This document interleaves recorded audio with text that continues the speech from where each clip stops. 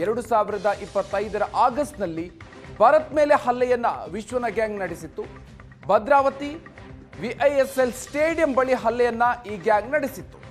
ಜಿಲ್ಲಾ ಕೋರ್ಟ್ನಿಂದ ಸುಪ್ರೀಂ ಕೋರ್ಟ್ವರೆಗೆ ಹೋದರೂ ಕೂಡ ಬೇಲ್ ಸಿಗಲಿಲ್ಲ. ಕಳೆದ 2 ತಿಂಗಳಿನಿಂದ ಬಂಧಿಸದಂತೆ ಮ್ಯಾನೇಜ್ ಮಾಡಿದ್ದಂಥ ವಿಶ್ವ ಕೊನೆಗೂ ವಿಶ್ವನನ್ನ ಕೋರ್ಟ್ಗೆ ಹಾಜರುಪಡಿಸೋದಕ್ಕೆ ಪೊಲೀಸರು ಮುಂದಾಗಿದ್ರು. ಆದರೆ ಈ ಸಂದರ್ಭದಲ್ಲಿ ಅಟ್ಯಾಕ್ ಆಗಿದೆ.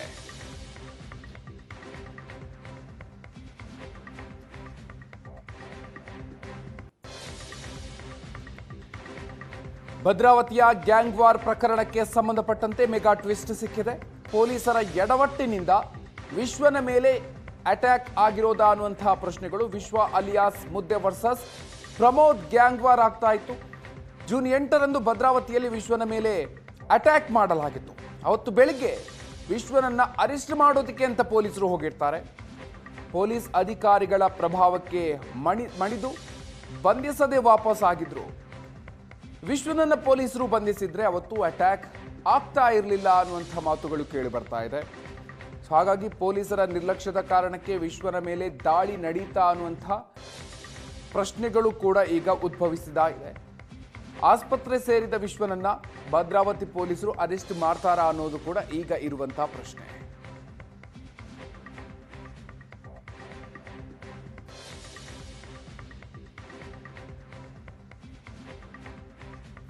ಸಿಸಿಟಿವಿ ದೃಶ್ಯಗಳನ್ನ ನೋಡ್ತಾ ಇದ್ದೀರಿ.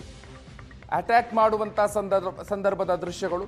ಆದರೆ ಈಗ ಈ ಗ್ಯಾಂಗ್ ವಾರ್ ಪ್ರಕರಣಕ್ಕೆ ಮೆಗಾ ಟ್ವಿಸ್ಟ್ ಸಿಕ್ಕಿದೆ. ಪೊಲೀಸರ ಎಡವಟ್ಟಿನಿಂದ ವಿಶ್ವನ ಮೇಲೆ ಅಟ್ಯಾಕ್ ಆಗೋದಕ್ಕೆ ಕಾರಣ ಆಯ್ತಾ ಅನ್ನುವಂಥ ಪ್ರಶ್ನೆಗಳು ಈಗ ಚರ್ಚೆಗೆ ಕಾರಣ ಆಗಿದೆ. ಜೂನ್ 8ನೇ ತಾರೀಕು ಭದ್ರಾವತಿಯಲ್ಲಿ ವಿಶ್ವನ ಮೇಲೆ ಅಟ್ಯಾಕ್ ಆಗಿತ್ತು. ವಿಶ್ವ ಅಲಿಯಾಸ್ ಮುದ್ದೆ ವರ್ಸಸ್ ಪ್ರಮೋದ್, ಈ ಇಬ್ಬರ ನಡುವೆ ಗ್ಯಾಂಗ್ ವಾರ್ ನಡೆದಿರೋದು. ವಿಶ್ವನನ್ನ ಪೊಲೀಸರು ಬಂಧಿಸಿದ್ರೆ ಅಟ್ಯಾಕ್ ಆಗ್ತಾ ಇರಲಿಲ್ಲ ಅನ್ನುವಂಥ ಮಾತುಗಳು ಕೇಳಿ ಬರ್ತಾ ಇದೆ. ಜೊತೆಗೆ ಪೊಲೀಸರ ನಿರ್ಲಕ್ಷ್ಯದಿಂದಾಗಿ ಈ ದಾಳಿ ನಡೀತಾ ಹಾಗಾದ್ರೆ ಅನ್ನುವಂಥ ಪ್ರಶ್ನೆಗಳು ಕೂಡ ಉದ್ಭವಿಸಿದೆ.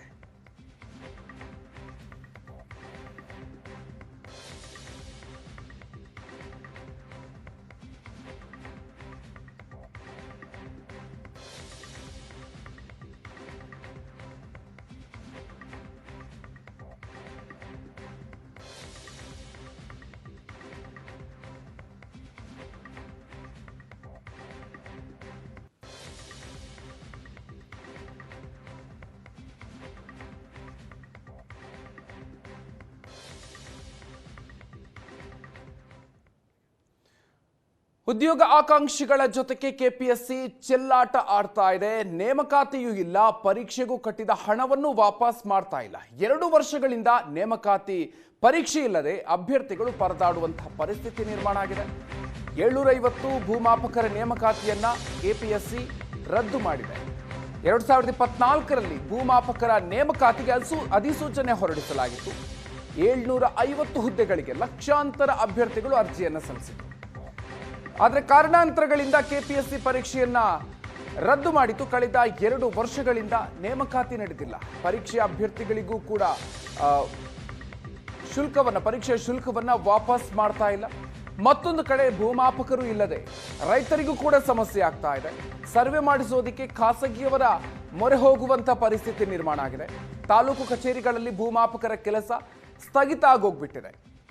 2 ವರ್ಷಗಳ ಹಿಂದೆ ಭೂಮಾಪಕರ ನೇಮಕಾತಿಯನ್ನು ಕೆಪಿಎಸ್ಸಿ ರದ್ದು ಮಾಡಿತ್ತು. 750 ಹುದ್ದೆಗಳಿಗೆ ಲಕ್ಷಾಂತರ ಅರ್ಜಿಗಳು ಬಂದಿದ್ವು. ಲಕ್ಷಾಂತರ ಅಭ್ಯರ್ಥಿಗಳು ಅರ್ಜಿಯನ್ನು ಸಲ್ಲಿಸಿದ್ರು. ಆದರೆ ಕಾರಣಾಂತರಗಳಿಂದ ಕೆಪಿಎಸ್ಸಿ ಪರೀಕ್ಷೆಯನ್ನ ರದ್ದು ಮಾಡಿತ್ತು. ಕಳೆದ 2 ವರ್ಷಗಳಿಂದ ನೇಮಕಾತಿ ಪರೀಕ್ಷೆ ನಡೆದಿಲ್ಲ. ಜೊತೆಗೆ ಪರೀಕ್ಷೆಗಳಿಗೆ ಸಂಬಂಧಪಟ್ಟಂತೆ ಕಟ್ಟಿದ್ದಂಥ ಶುಲ್ಕಗಳನ್ನು ಕೂಡ ವಾಪಸ್ ಮಾಡಿಲ್ಲ.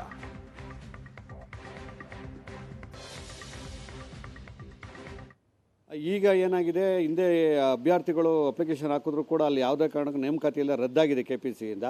ಈಗ ಏನಾಗಿದೆ, ಸಮಸ್ಯೆ ಏನಾಗಿದೆ ಅಂದರೆ ಈ ರೈತರುಗಳಿಗೆ ತುಂಬ ಸಮಸ್ಯೆ ಆಗ್ತದೆ. ಯಾವ ರೀತಿ ಅಂದರೆ 5 ಲಕ್ಷ ಚಿಲ್ಲರೆವರೆಗೂ ಅರ್ಜಿ ಪೆಂಡಿಂಗ್ ಇರೋದ್ರಿಂದ ಯಾವುದೇ ಕಾರಣಕ್ಕೂ ಸರ್ವೇಯರ್ ಸಿಗ್ತಾಯಿಲ್ಲ. ಅವರು 3 ತಿಂಗಳು 6 ತಿಂಗಳು ಸರ್ವೇಯರ್ ಕೂಡ ಇಲ್ಲದೆ ರೈತರುಗಳು ಪರದಾಡುವಂಥ ಪರಿಸ್ಥಿತಿ ಬಂದಿದೆ. ಆದರೂ ರಾಜ್ಯ ಸರ್ಕಾರ ಇದೆಲ್ಲ ಗೊತ್ತಿದ್ರು ಕೂಡ ಕಂದಾಯ ಅಧಿಕಾರಿಗಳು ಆಮೇಲೆ ಹಿಂದೆ ಇದ್ದಂಥ ಕಂದಾಯ ಸಚಿವರಿಗೆಲ್ಲ ಗಮನದಲ್ಲಿದ್ದರೂ ಕೂಡ ಇದು ಎಲ್ಲೋ ಒಂದು ಕಡೆ ಜಾಣ ನಿದ್ರೆ ಅಂತ ಹೇಳಿ ಅನಿಸ್ತದೆ. ಇದು ಕೂಡಲೇ ಮುಖ್ಯಮಂತ್ರಿಗಳು ಬಂದಿರೋದ್ರಿಂದ ಕೂಡಲೇ ಮುಖ್ಯಮಂತ್ರಿಗಳು ಇದನ್ನು ಎಚ್ಚೆತ್ಕೊಂಡು ಸರ್ವೇಯರ್ನ ನೇಮಕ ಮಾಡಿ ರೈತರಿಗೆ ಆಗ್ತಾರ ಅನ್ಯಾಯನ ತಪ್ಪಿಸ್ಬೇಕಾಗಿ ತಮ್ಮಲ್ಲಿ ಕಳ್ಕೊಳ್ಳಿ. ಅಲ್ಲ, KPSCನೇ ಕರ್ಮಕಾಂಡ. KPSCಲಿ ಬರೋಂಥವರೆಲ್ಲ ಬರೀ ಲೂಟಿ ಹೊಡಿಯೋಕ್ಕೆ ಬರ್ತಾರೆ ಹೊರತು ಯಾರೂ ಅಭ್ಯರ್ಥಿಗಳ ಹಿತ ಕಾಪಾಡೋ ನಿಟ್ಟಿನಲ್ಲಿ ಯಾವುದೂ ಮಾಡ್ತಾಯಿಲ್ಲ. ಈ ಅಟ್ಲೀಸ್ಟ್ ಆಗಲಿಲ್ಲ ಅಂದಮೇಲೆ ವಾಪಸ್ ಕೊಡಬೇಕಲ್ವ. ಇವಾಗ 1,000, 500, 2,000 ಅಟ್ಲೀಸ್ಟ್ ದುಡ್ಡಲ್ವಾ ವಾಪಸ್ ಕೊಡಬೇಕು. ಕೊಡೋಕ್ಕೆ ಇವ್ರಿಗೆ ಆಗಲಿಲ್ಲ ಅಂದಮೇಲೆ ಯಾಕೆ ಇವ್ರು ಮಾಡಬೇಕು? ಇವಾಗಲಾರು ಎಚ್ಚೆತ್ಕೊಂಡು ಕೊಡಲಿ. ಇವಾಗ ತಮ್ಮ ವಾಹಿನಿ ಮುಖಾಂತರ ಎಚ್ಚೆತ್ಕೊಂಡಾರು ಅಭ್ಯರ್ಥಿಗಳು ಕೊಟ್ಟಾಗ, ಇಲ್ಲಾಂದರೆ ಕಾಲ್ಫಾರ್ಮಾರೋ ಮಾಡಲಿ. ಇಲ್ಲಿ ಕಾಲ್ಫಾರ್ಮೂ ಇಲ್ಲ, ದುಡ್ಡು ಇಲ್ಲ, ರೈತರಿಗೆ ಅನಾನುಕೂಲ ಇಲ್ಲ. ಏನೋ ನಾನು ಕಡ್ದು ಕಟ್ಟಾಗ್ತೀನಿ ಅಂತ ಹಿಂದೆ ಕಂದಾಯ ಸಚಿವರು ನಾನು ಹಂಗೆ ಬದಲಾವಣೆ ತರ್ತೀನಿ, ಹಿಂಗೆ ಬದಲಾವಣೆ ತರ್ತೀನಿ. ಇನ್ನು ಮಳೆಗಾಲದ ಆರಂಭದಲ್ಲೇ ಮುಂಗಾರು ಅಬ್ಬರಿಸ್ತಾ ಇಲ್ಲ. ಹೀಗಾಗಿ ಹೇಮಾವತಿಯ ಒಡಲು ಬರಿದಾಗ್ತಾ ಇದೆ. ಹೇಮಾವತಿ ಜಲಾಶಯದಲ್ಲಿ ಈಗ ಕೇವಲ 14 TMC ಮಾತ್ರವೇ ನೀರಿರೋದು. ಜಲಾಶಯದಲ್ಲಿ ಬಳಕೆಗೆ ಲಭ್ಯ ಇರೋದು ಕೇವಲ 10 TMC ನೀರು ಮಾತ್ರ. ಕಳೆದ ವರ್ಷ ಇದೇ ಅವಧಿಯಲ್ಲಿ 25 TMC ನೀರಿತ್ತು. ಆದರೆ ಈ ವರ್ಷ 10 TMC ಮಾತ್ರ ಬಳಕೆಗೆ ಲಭ್ಯ ಇರೋದು. ಈ ವರ್ಷ ಹೇಮಾವತಿ ಜಲಾಶಯದಲ್ಲಿ ಕೇವಲ 14 TMC ನೀರಿದೆ. ಹಾಸನದ ಗೋರೂರಲ್ಲಿರುವಂತಹ ಹೇಮಾವತಿ ಡ್ಯಾಮ್ ಗರಿಷ್ಠ ಸಾಮರ್ಥ್ಯ 37 TMC ಇದೆ.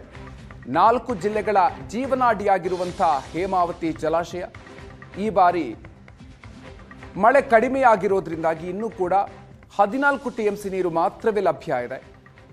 ಹಾಸನ, ತುಮಕೂರು, ಮೈಸೂರು, ಮಂಡ್ಯ ಜಿಲ್ಲೆಯ ಜೀವನಾಡಿಯಾಗಿರುವಂಥ ಜಲಾಶಯ ಇದು. ಮುಂಗಾರು ಮಳೆ ಕಡಿಮೆಯಾಗಿರುವ ಕಾರಣದಿಂದಾಗಿ ಜನರಲ್ಲಿ ಆತಂಕ ಹೆಚ್ಚಾಗ್ತಾ ಇದೆ. 4 ಜಿಲ್ಲೆಗಳ ಜೀವನಾಡಿಯಾಗಿರುವಂಥ ಹೇಮಾವತಿ ಜಲಾಶಯ ಈ ಬಾರಿ ಈಗಾಗಲೇ ಜೂನ್ ತಿಂಗಳ ಮಧ್ಯಭಾಗವೇ ಕಳೆದು ಹೋಗಿದೆ. ಆದರೆ ಇನ್ನೂ ಕೂಡ ನಿರೀಕ್ಷಿತ ಮಟ್ಟದಲ್ಲಿ ಮುಂಗಾರು ಮಳೆ ಆಗಿಲ್ಲ. ಸೊ ಹೀಗಾಗಿ ಜಲಾಶಯದಲ್ಲಿ ಕೇವಲ 14 TMC ನೀರಿದೆ. ಅದರಲ್ಲೂ ಕೂಡ ಬಳಕೆಗೆ ಲಭ್ಯ ಇರೋದು ಕೇವಲ 10 TMC ಮಾತ್ರ. ಹೀಗಾಗಿ ಹಲವು ಜಿಲ್ಲೆಗಳ ರೈತರು ಸಂಕಷ್ಟದಲ್ಲಿದ್ದಾರೆ. ಜಿಲ್ಲೆಯ ಜೀವನದಿ ಹೇಮಾವತಿ ಜಲಾಶಯ ಬರಿದಾಗ್ತಾ ಇದೆ, ಬತ್ತಿ ಹೋಗುತ್ತಿದೆ ಹೇಮಾವತಿಯಲ್ಲಿ ನೀರು. ನಾವೀಗ ಹೇಮಾವತಿ ಡ್ಯಾಮ್ನಲ್ಲಿದ್ದೇವೆ. ನೀವಿಲ್ಲಿ ದೃಶ್ಯಗಳಲ್ಲಿ ನೋಡ್ಬೋದು. ಇದು ಹಾಸನ ತಾಲೂಕಿನ ಗೊರೂರಿನಲ್ಲಿರುವ ಹೇಮಾವತಿ ಜಲಾಶಯ. ಈ ಜಲಾಶಯದ ಗರಿಷ್ಠ ನೀರಿನ ಮಟ್ಟ 37 TMC ನೀರು. ಆದರೆ ಈ ಬಾರಿ ನೀರಿನ ಪ್ರಮಾಣ ಬಹಳ ಕಡಿಮೆ ಆಗಿದೆ. 37 TMC ಗರಿಷ್ಠ ಪ್ರಮಾಣದ ಡ್ಯಾಮ್ನಲ್ಲಿ ಇಂದು ಇರುವಂತಹ ನೀರು 14 TMC ಮಾತ್ರ. ಕಳೆದ ವರ್ಷ 25 TMC ನೀರಿತ್ತು. ಆದರೆ ಈ ಬಾರಿ ಕೇವಲ 14 TMC ಮಾತ್ರ ನೀರಿದೆ.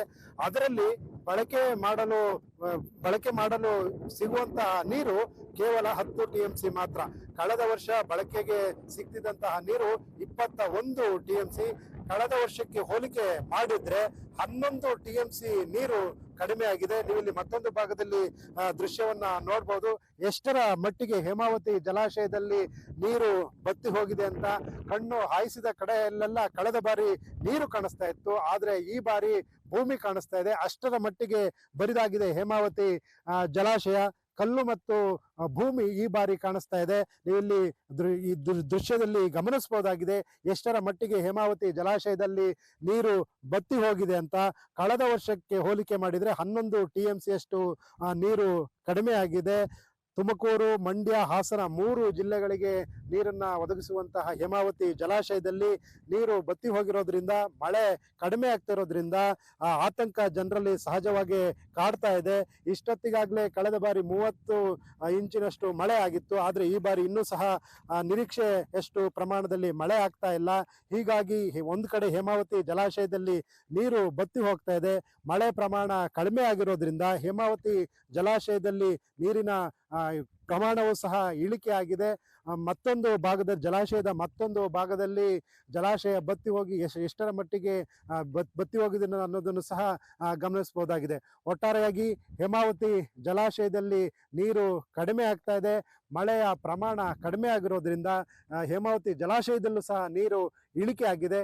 ಕಳೆದ ವರ್ಷಕ್ಕೆ ಹೋಲಿಕೆ ಮಾಡಿದರೆ 11 TMC ಅಷ್ಟು ನೀರು ಕಡಿಮೆ ಆಗಿದೆ. ಮಳೆ ಇನ್ನೂ ಸಹ ಬಾರದೆ ಹೋದ್ರೆ ಜನರಿಗೆ ಕುಡಿಯೋ ನೀರಿಗೂ ಸಹ ಸಾಕಷ್ಟು ಸಂಕಷ್ಟ ಎದುರಾಗುವ ಸ್ಥಿತಿ ನಿರ್ಮಾಣವಾಗಲಿದೆ. ಹಾಸನದಿಂದ ಕ್ಯಾಮ್ರಾಮನ್ ಶರತ್ ಜೊತೆ ಹರೀಶ್, ಏಷ್ಯಾನೆಟ್ ಸುವರ್ಣ ನ್ಯೂಸ್.